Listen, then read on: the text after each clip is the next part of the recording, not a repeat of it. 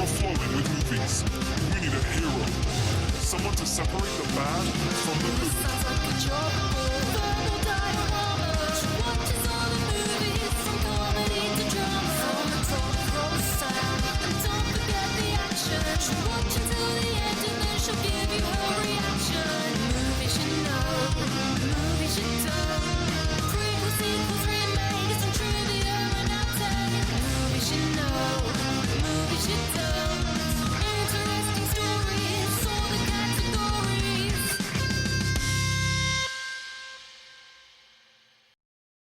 Hi everyone, I'm Emma. Welcome to Verbal Diorama, episode 227, Poltergeist.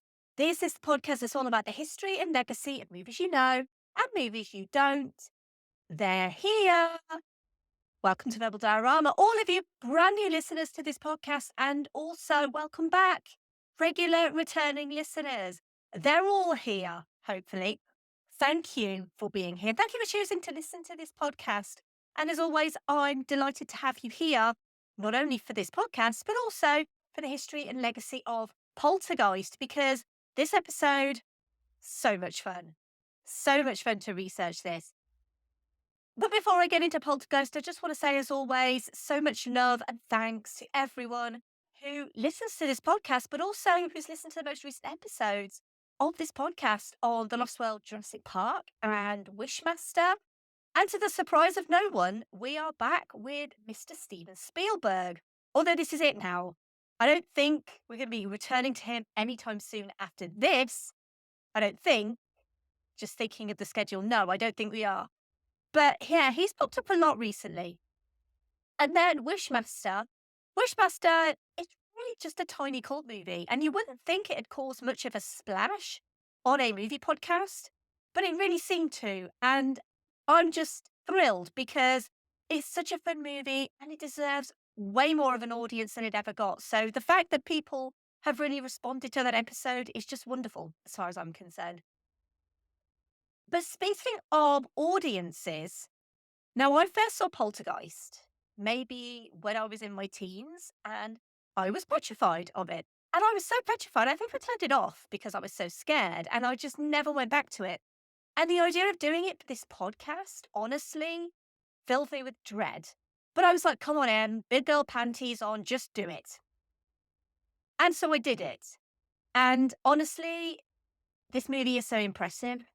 But the movie is nothing without or compared to its history and legacy. And it is genuinely one of the most fascinating stories I have ever researched for this podcast. So I am thrilled that I put my big girl panties on and watched this movie because I got so much out of this movie, just generally. But I also really loved the movie as well. So here's the trailer for Poltergeist. The house looks just like the one next to it. And the one next to that. And the one next to that. A young couple live in it. Give Ken a kiss. You are so obnoxious. With their 3 children.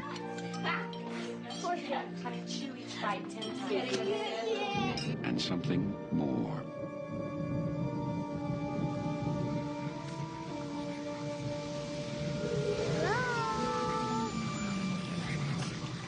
They're here. Sweetie, remember last night? Do you remember when you woke up and you said you were here? Uh-huh. Well, who did you meet? Who's here? TV people. Something's funny going on here next door.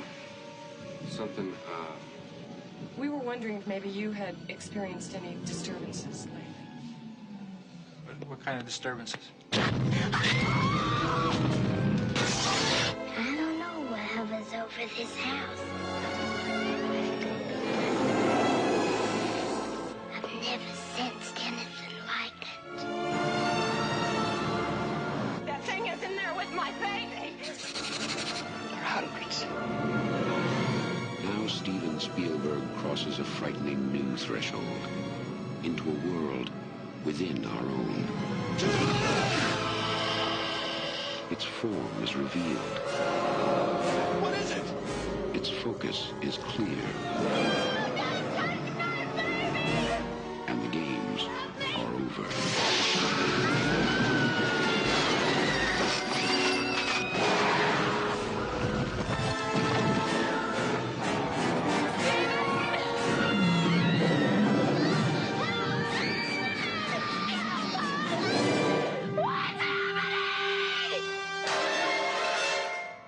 Poltergeist. It knows what scares you.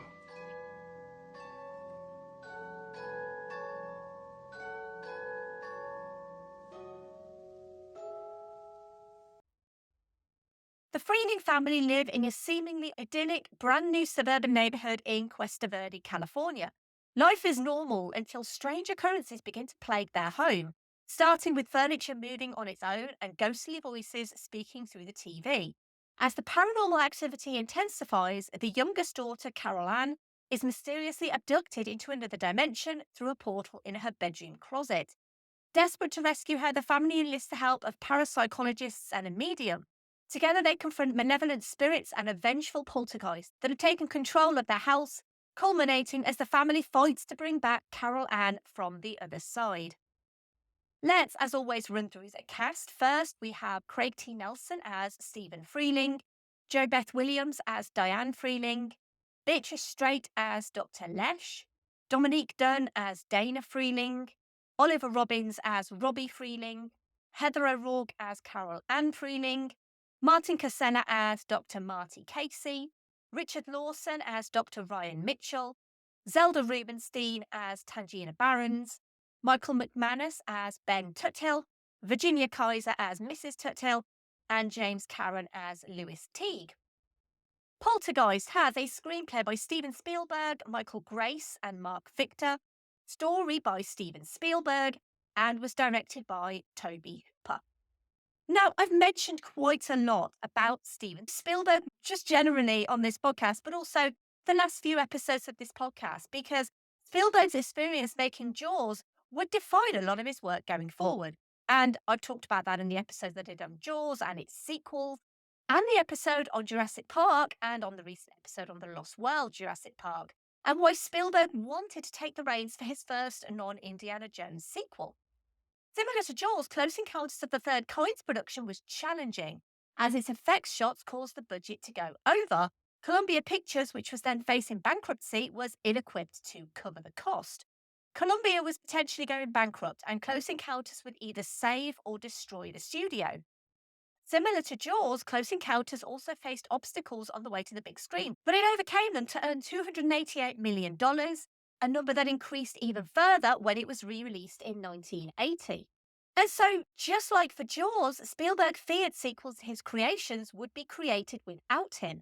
And so when Columbia Pictures expressed interest in a sequel to Close Encounters of the Third Kind, Spielberg had no interest in doing it, but also didn't want the project taken by someone else. And this really is a story of an idea that became so fruitful, it spawned other, better ideas. And it turned out Spielberg was fascinated by a particular true story and decided to base his initial story on those true events. In August 1955, 11 members of the Sutton family in Kelly, Kentucky, claimed to have been terrorized by a group of what they called little green men. At around 7 o'clock in the evening, a bright object was seen in the sky. Shortly after, a small being with an odd appearance was seen outside their farmhouse.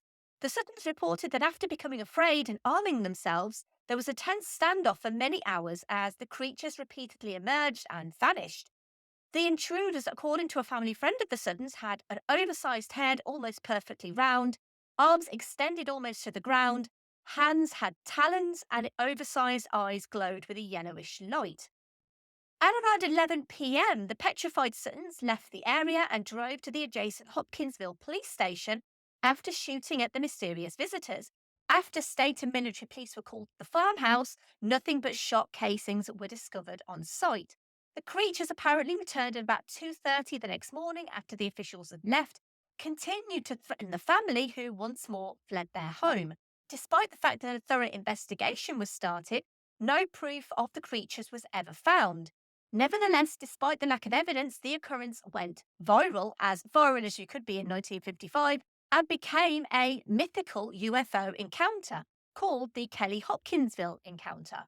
And it was ufologist J. Allen Hynek who told Steven Spielberg of the Kelly-Hopkinsville encounter, because Spielberg had always been fascinated by alien life and UFOs, and Spielberg was so fascinated about this story that he decided to write a story based on this story. And so after the success of Close Encounters of the Third Kind, he decided he wanted to do a sequel with a horror edge, initially titled Watch the Skies, which had also been a working title for Close Encounters. Spielberg then hired John Sayles to write a screenplay about a family's contact with hostile alien forces, mostly because he'd loved Sayles' work on the Jaws spoof Piranha. In Sayles' script, which focused on 3 children living in a rural farmhouse, teenagers Tess and Watt and 10-year-old autistic Jaybird, a spate of cattle mutilations and UFO sightings marked the arrival of the aliens, which, as described by Sayles, are close to the ones in the Hopkinsville account.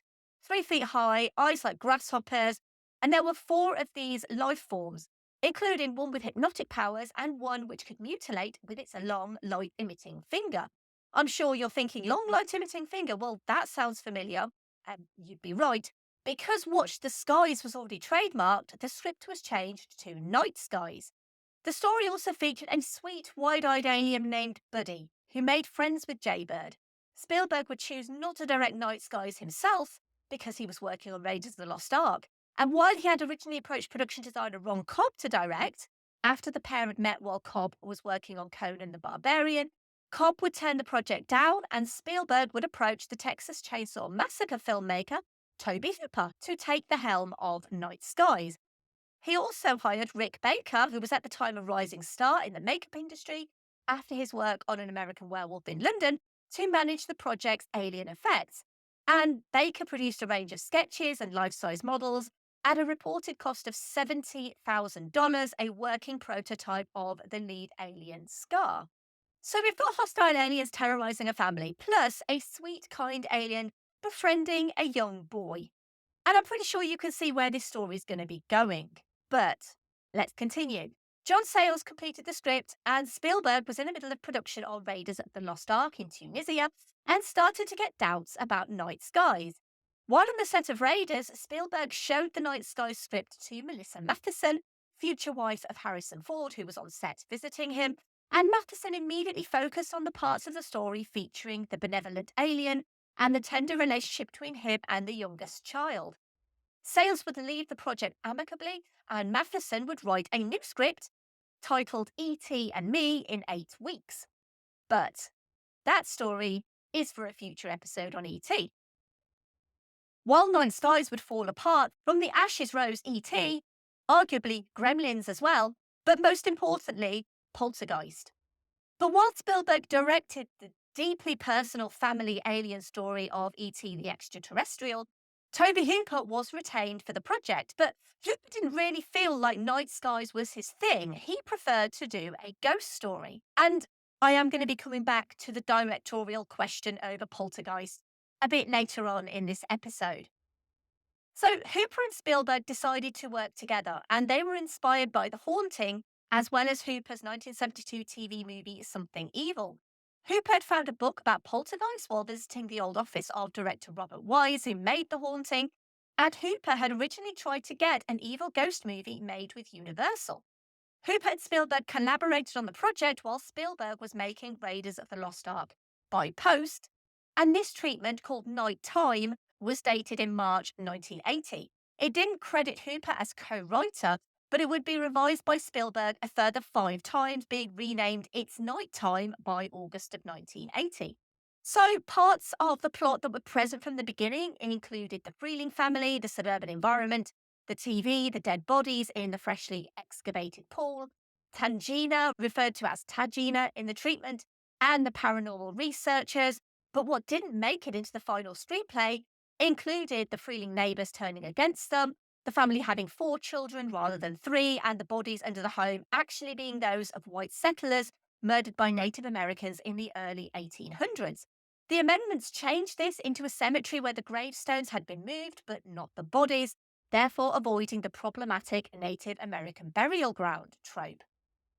The treatment also didn't contain at all anything to do with the tree, the clown, the home collapsing, the bodies blasting out of the yard and the house, the toys floating around in the bedroom, and the closet morphing into a mouth and sucking everything in. Additionally, Carol Ann is never kidnapped by the spirits in this version. Instead, one of them takes possession of her and the family leaves the house, leaving her behind.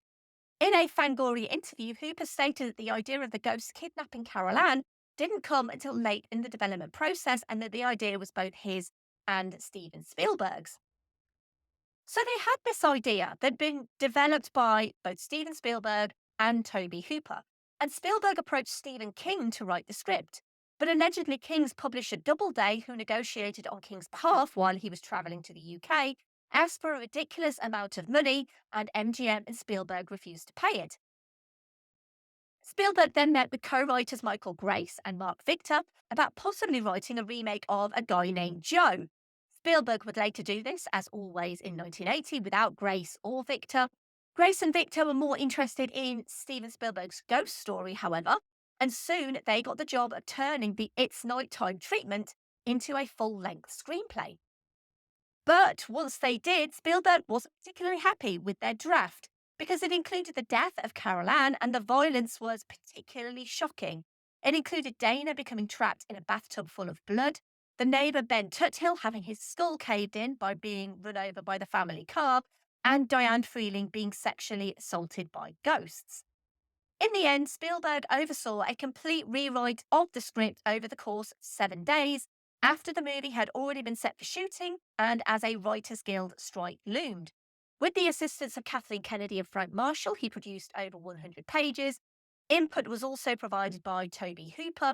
Later, Spielberg would claim that he wrote this draft of the script alone in interviews, such as the one with Michael Ventura in the Los Angeles Weekly, although other sources stated that Spielberg engaged up to 8 uncredited ghostwriters to complete the script. This official revised first draft of It's Nighttime was retitled Poltergeist and was dated 9th of February 1981. By this time, the plot had been expanded to include Carol Ann's teleportation into a different realm, the gender switch of Dr. Lesh from male to female, and the monologues from Lesh and Tangina explaining the origins of the light, the beast, and why the ghosts wanted Carol Ann and her life force. Steven Spielberg really wanted to direct Poltergeist, and some argue he actually did. But as I said, I'm coming back to that in a bit. But his contract with Universal and the production status of E.T. meant that he couldn't. There were also allegations that due to an impending Directors Guild of America strike, which never happened, Spielberg didn't want to be in control of Poltergeist at the time of the strike, and so the director's responsibility fell to Tobe Hooper, as I said, then most well known for the Texas Chainsaw Massacre. Assembling a fairly unknown cast, including Mr. Incredible himself, Craig T. Nelson, and Jo Beth Williams, who, when reading the script, missed the vital parts about a swimming pool full of skeletons. I'll come back to that. When the movie was first released in 1982, Williams and Nelson were both still considered to be relative newcomers. Williams had previously been on the soap opera Guiding Light, and in a few films including Kramer vs. Kramer and Stir Crazy, which had also starred Nelson in a supporting role. Nelson had performed and written Humour with the Groundlings and had supporting roles in Private Benjamin and Justice for All. For the two of them, Poltergeist was an altogether different beast, excuse the pun. A high-profile, spooky crowd pleaser with cutting-edge stunts and special effects. Oliver Robbins and Dominique Dunn, the daughter of Vanity Fair writer Dominic Dunn, were cast, but Spielberg was looking for a child with the face of an angel to play young Carol Ann. His goddaughter Drew Barrymore was the right age and had the talent, but then he spotted 5-year-old Heather O'Rourke eating lunch with her mother in the MGM cafeteria, while her elder sister Tanny was filming Pennies from Heaven. Spielberg approached the family after lunch and offered O'Rourke the part in Poltergeist. The following day, she was chosen over Drew Barrymore, who was given the role of Gertie in E.T. the Extra-Terrestrial instead. Filming began in May 1981 through to July 1981 in Simi Valley, California. And when the Los Angeles Times arrived on set to write a piece, the journalist noted that Spielberg was a constant presence, setting up shots, coaching actors, and directing parts of the movie, such as the introductory scene with the racing cars himself. Again, gonna come back to the directorial thing with Steven Spielberg in a bit. In terms of haunted house horror, Poltergeist is a little unique. It takes place in a newly constructed home with no previous history or occupants, in a brand new neighbourhood, rather than what you would expect, a grand Gothic manor or a spooky rundown house. And it makes it the unlikely scene of a haunting. Of course, the Freeling family ultimately learned that the neighbourhood builders began development on top of the former graveyard, and the construction company had only moved the headstones. And to bring these ghosts to life would take some of the most revolutionary practical effects at the time.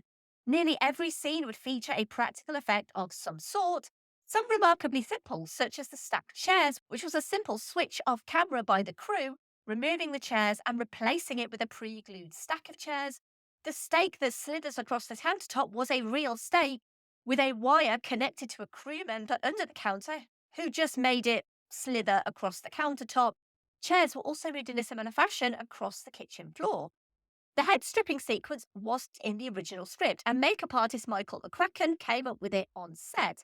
The fake head prop was so expensive, they could only do it in one take.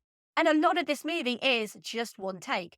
And because of this risk, the person's hands doing the ripping of the face, and this movie was rated PG at the time, just FYI, also going to come back to that, was Steven Spielberg himself, reaching up from under the fake head and shoulders and ripping the skin and flesh off. Because if you're going to get someone to do that one time, you get Steven Spielberg to do it. But that was nothing compared to the $250,000 sentence, which is 4 simple words in the Poltergeist script. And those 4 simple words are, and the house implodes. Steven Spielberg immediately gets on the phone and refers this to Richard Edlund at Industrial Light and Magic. Because how do you make a house implode? Well, ILM underwent months of testing and development to achieve the imploding house, which was an elaborate model that had to break up and implode rather than collapse into a pile. Eventually, a number of methods were used in synchronicity to produce the effect. It involved rigging the detailed replica of the Freeling home with steel cables that extended into a funnel-like structure, and then setting up a vacuum system to suck the structure in and collect any dust and debris that the cables weren't able to remove from the model. All of it was captured in a single take using a high-speed camera. The optical department worked on rotoscoping the shot and piecing it all together using the Anderson optical printer, while the performers shot their scene on the blue screen stage. But that wasn't all, because Spielberg also wanted a full-size, huge esophagus capable of swallowing a bedroom. This was a miniature that was shot independently and then put together. It was never part of the actual set. And because there are no visible seams and the miniature appears to be a genuine component of the set, this is just genuinely a masterpiece of optical compositing. The optical department also spent 9 months perfecting the flying object sequence. Richard Edlund referred to this as the most challenging matting sequence he'd ever worked on because of the vast range of tonalities in the background and the numerous items that were flying in and out of the frames. Due to the nature of the optics division at the time, this shot was arduous. After passing the shot through the optical printer, if one component wasn't flawless, the crew had to start over again. The ancient tree that takes and swallows Robbie Freeling was made of rubber, but also contained thorns, which made Craig T. Nelson climbing into it to retrieve his on-screen son all the more difficult. Poor Oliver Robbins would also almost be choked by that clown puppet when its grip on his neck was so tight that the boy started turning blue. That clown puppet might actually be the worst thing in the whole movie. Such an effective scare, but why? Why would you put a clown puppet in a movie? Jo Beth Williams had to perform one of the most physically taxing scenes in the movie when her character was being thrown around up against the roof of her bedroom by unseen powers. She did this by rolling over the walls and ceiling of the Freeling bedroom set, which was mounted on a large gimbal. While gravity wreaked havoc on the actor, the camera and its operator were secured to the floor and would be shooting upside down. She appeared to be weightless as a result of that, but shooting was painful. Williams did 50 takes of it, and by the end, her elbows and knees were bleeding, and the cameraman was being physically sick. And then there's the elephant in the room, or shall we say the skeletons in the pool, because the dirty, smelly pool made of mud, peat, and whatever else they had around was surrounded by lights and giant fans called Ritters, which are about 16 foot in diameter.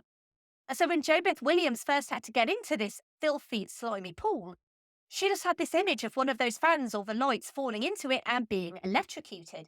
She told Spielberg she was frightened, and he put on waders, assured her it was all grounded so it couldn't electrocute her, and got into the pool with her for the first few takes. It wasn't until after shooting that Williams discovered the skeletons weren't plastic, but were genuine human skeletons donated to science and cheaper to buy than fake skeletons. It's one of many reasons cited behind the quote-unquote poltergeist curse, which, again, I'm going to come back to. Spielberg would say about his 2 movies of 1982, quote, "Poltergeist is what I fear and E.T. is what I love. One is about suburban evil, the other is about suburban good. Poltergeist is the darker side of my nature. It's me when I was scaring my younger sisters half to death when they were growing up, unquote. And we should probably just get into Spielberg's involvement in Poltergeist because on screen it is unmistakable because this feels very much like a Spielberg movie.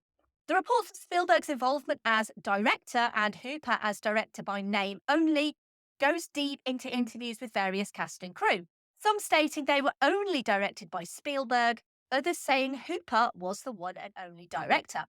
It's very clear that Spielberg was not only a constant presence, but also was very vocal about what he wanted on and off set. And having such a strong presence and big name director on set was only ever going to be a benefit. Spielberg was deeply emotionally connected to the story, and maybe he did exert control over the production. He claims to have designed the movie through his own storyboards, his involvement with camera setups, and his shot design. In an interview with the LA Times in May 1982, Spielberg would say, quote, "Toby isn't what you'd call a take charge sort of guy. He's just not a strong presence on a movie set. If a question was asked and an answer wasn't immediately forthcoming, I'd jump up and say what we could do. Toby would nod agreement, and that became the process of the collaboration. I did not want to direct the movie. I had to do ET 5 weeks to principal photography on Poltergeist. My enthusiasm for wanting to make Poltergeist would have been difficult for any director I would have hired. It derived from my imagination and my experiences, and it came out of my typewriter. I felt a proprietary interest in this project that was stronger than if I was just an executive producer. I thought I'd be able to turn Poltergeist over to a director and walk away. I was wrong. And on future films, if I write it myself, I'll direct it myself. I won't put someone else through what I put Toby through, and I'll be more honest in my contributions to a film," unquote. Spielberg continued by saying that his dedication to MGM to keep the production within 10% of his approved budget of $9.5 million, it ultimately cost $10.7 million, was the reason for his extensive engagement. But even before the movie came out, this newspaper story gave credence to the many rumours that were already going around Hollywood that Spielberg had largely replaced Tobe Hooper as director during filming. The Directors Guild of America launched an investigation into Spielberg's involvement, largely as a result of this piece, and to establish if the studio was downplaying Hooper's role in Poltergeist. The final ruling ordered that distributor MGM award Hooper $15,000 to make up for the director's lack of credit from the studio's promotional material. When Poltergeist was released just a week before E.T., Spielberg sent an open letter to Hooper in The Hollywood Reporter to publicly acknowledge his contributions and praise him for fostering a unique creative relationship as well as for his openness. But the idea that it was more like a Spielberg movie than a Hooper movie has endured. The fact that Spielberg and Hooper worked together again on an episode of the TV show Amazing Stories in 1987 and the Alien saga Taken in 2002 is one reason why the finished film feels like a classic Amblin production. Tobe Hooper would never make another movie with the same tone. This wasn't the only controversy over Poltergeist. In 1982, several people who worked on Poltergeist were deposed as part of a lawsuit filed against Spielberg by screenwriters Paul Clemens and Bennett Michael Yellen. They claimed that an Amblin employee acted as a ghostwriter who took portions of their script and submitted them to the Poltergeist production team as their own ideas. That script treatment was called Housebound, and it was sent to Spielberg's production company Amblin by Paul Clemens and Bennett Michael Yellen. It was a haunted house story concerning the tribulations of a three-child family whose youngest daughter was kidnapped by a house and hidden somewhere inside it. As the family attempt to get her back, they can hear her voice calling out somewhere within the house for help. It's discovered that the home was built on top of a swamp where people had died under mysterious circumstances, and at the climax, the bodies of those who died come crashing up from beneath the home's floorboards.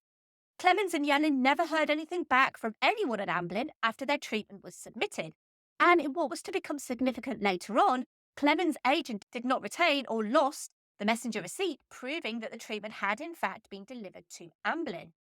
2 months later, Spielberg had finished his treatment for Poltergeist. And in late 1981, Paul Clemens first became aware of the similarities between Housebound and Poltergeist, while at a party of the home of Alien producer Ronald Shusett. He decided to obtain a copy of the Poltergeist script and read it, and through their legal team, Clemens and Yellen's suit, argued there were 67 points of similarity between Spielberg's film and their own, including the young daughter stolen away by the house, an ongoing search for her, the tree coming to life, bodies coming up out of the water beneath the shattered floorboards of the house, a room turning into a throat with a tongue, etc. What the plaintiffs in the case believed was that an intern or other lower-level ghostwriter employee at Amblin read the treatment, jotted down a bunch of ideas, and then presented them to the Poltergeist creative team as their own contribution. It was not believed that Spielberg himself stole or authorized the theft of the material because Steven Spielberg is a busy man and he's not going to be reading spec scripts from unknown writers. By the time the case was set for trial in federal court in 1986, it was agreed that even though they lacked a crucial messenger receipt proving the housebound had been delivered to Amblin, the plaintiffs believed their case was still strong enough, based solely on the claimed point of similarity, that they stood a 50-50 chance of winning. The defendants argued both that there was no proof the treatment had ever been delivered to Amblin and that the alleged similarities between the two works did not rise to the standard of copyright infringement under the law. And on the 17th of September 1986, Judge Marshall delivered her order for the partial summary judgment. Shortly after this date, the case was set to go to trial, and then the plaintiffs received a settlement offer 3 days before the trial was due to begin. The terms of the settlement were requested by the defendants and agreed upon the plaintiffs to remain confidential. Toby Hooper was quoted in a Fangoria interview with Bob Martin when discussing the making of Poltergeist. So we will leave him with the final say on Poltergeist as the credited director. Quote, Poltergeist will always be a tricky movie. A number of people who should have gotten credit didn't get credit. There's a lot of magic and business mysticism connected with it. We're all still trying to figure this one out, unquote. And this is actually the perfect time to segue into the obligatory Keanu reference of this episode, although it doesn't seem to be. But bear with me on this, because the obligatory Keanu reference is where I'm trying the movie that I'm featuring with Keanu Reeves. And early on in the development of Night Skies, it was alleged that Spielberg was heavily influenced by Richard Matheson's short story Little Girl Lost, which was also a Twilight Zone episode of the same name. And it would later be rumoured, but not confirmed, that Matheson was hired to write the Twilight Zone movie and given a percentage of that film's box office, partly in an effort to head off any potential suit over Poltergeist. Perhaps another case of credit where credit's due. But the reason I'm mentioning this and Richard Matheson is that his son Chris Matheson is the writer of Bill and Ted. So it's actually kind of a perfect obligatory Keanu reference. The music for Poltergeist was written by veteran composer Jerry Goldsmith, who Spielberg called about 5 months before the movie went into production. He'd long been an admirer of Goldsmith, and Goldsmith himself was very excited about being involved with anything with Spielberg. And like most of this movie's story, Spielberg was very hands-on with the musical compositions. Goldsmith would later confirm that he had no dealings whatsoever with Toby Hooper on the score for Poltergeist. The score went on to garner Goldsmith an Oscar nomination for Best Original Score, though he lost to fellow composer John Williams, obviously for E.T. the Extra-Terrestrial, which, for this movie, it's generally a bit of a theme that it loses out to E.T. Just before its release, it was rated by the Motion Picture Association of America, initially receiving an R rating. Steven Spielberg and Toby Hooper appealed the decision, and the MPAA updated it to the only then available rating below R, which was PG. PG-13 obviously wouldn't be created in the US until 1984, famously because of Gremlins and Indiana Jones and the Temple of Doom, 2 other Spielberg-infused movies. On its release here in the UK, it was rated 15, and it remains rated 15. And the fact this used to be PG in the US baffles me.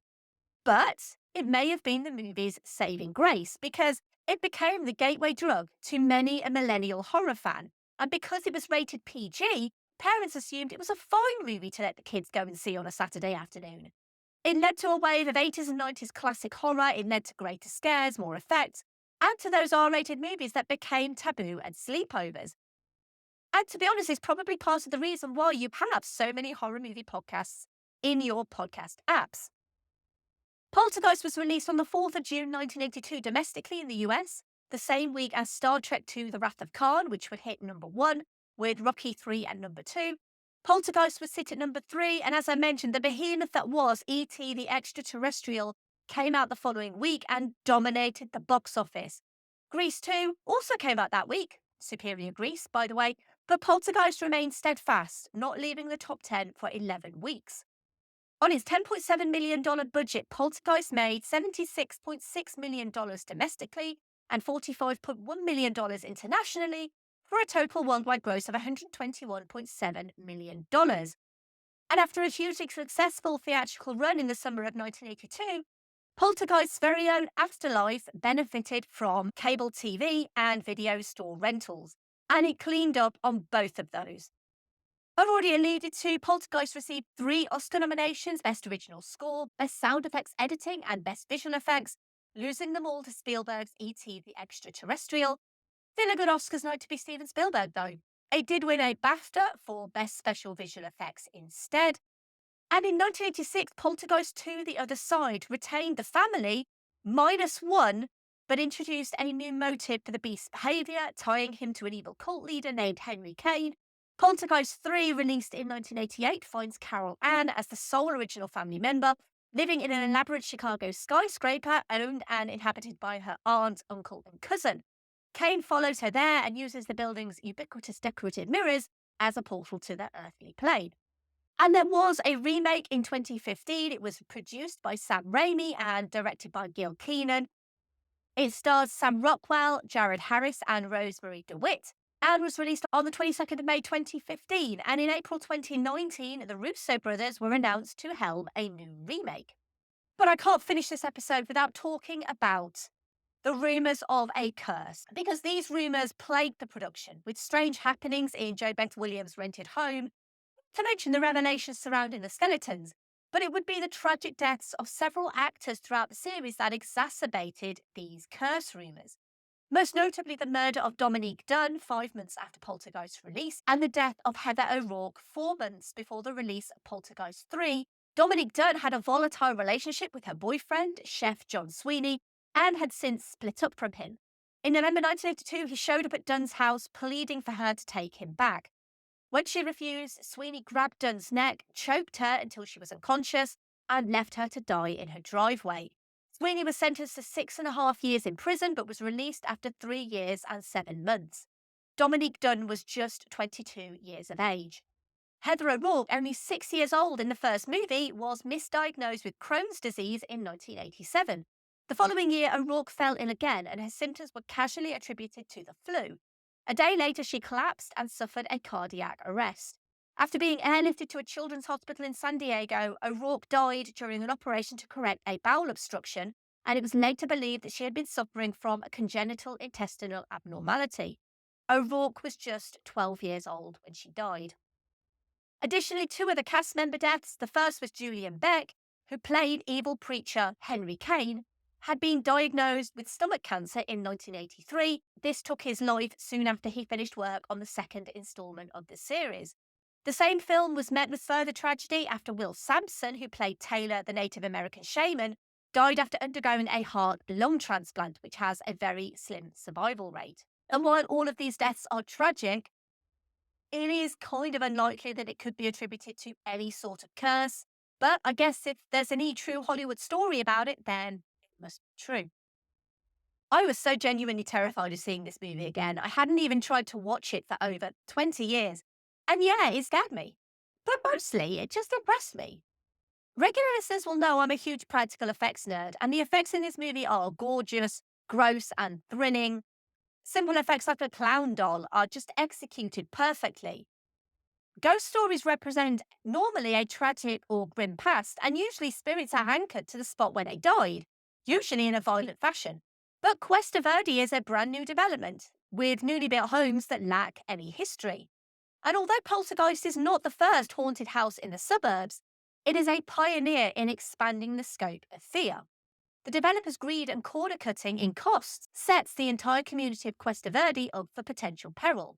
The fact Carol Ann was born in the home suggests that the ghosts were linked to her in the cyclical nature of birth and death.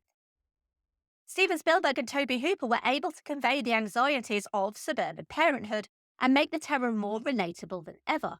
Its ghosts seemed like something far more horrific than regular ghost stories, and they preyed on intensely personal fears, the abduction of a young child by unknown perpetrators. I have no desire to see the remake or the sequels, to be honest. Poltergeist is the pinnacle. In fact, I walked away from it kind of loving it. And the more horror I consume, the more I seem to be getting a fondness for the classic staples of the 60s, 70s, 80s, and 90s.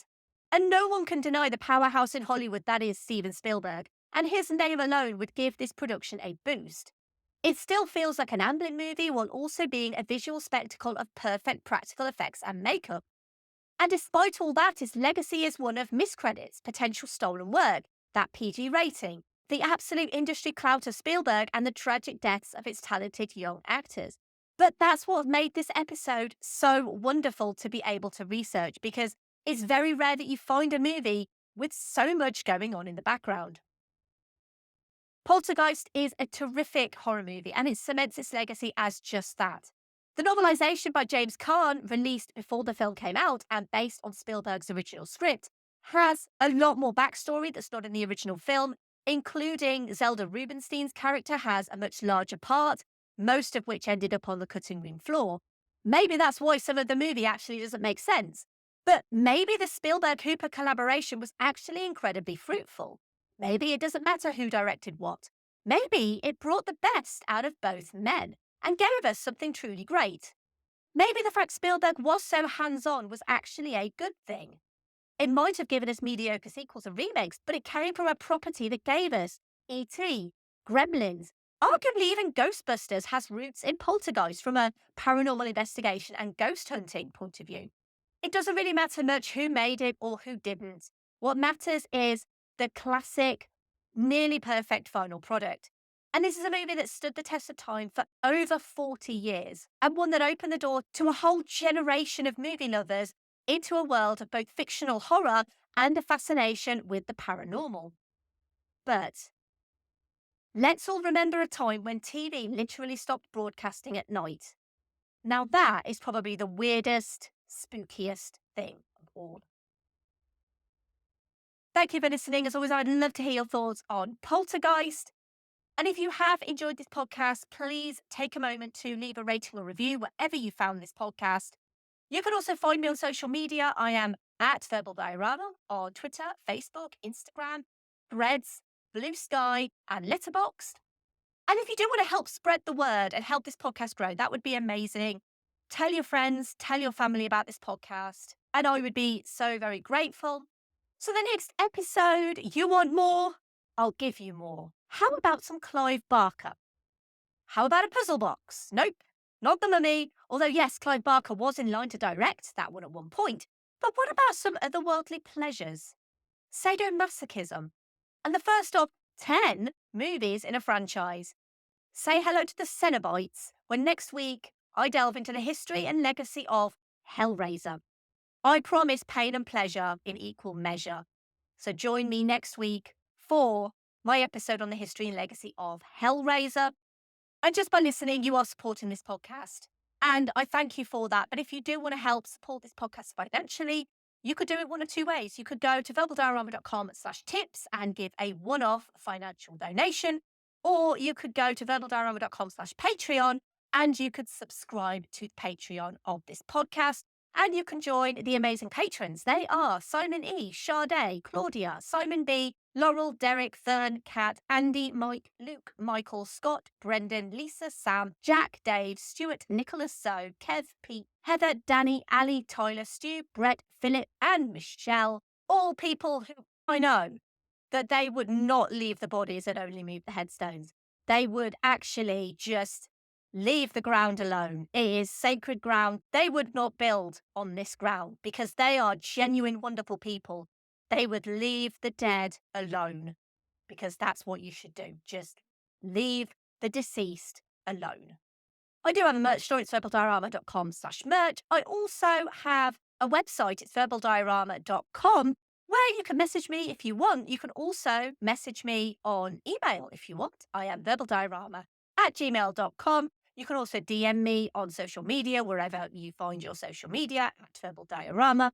And you can also find my work at filmstories.co.uk as well. And finally,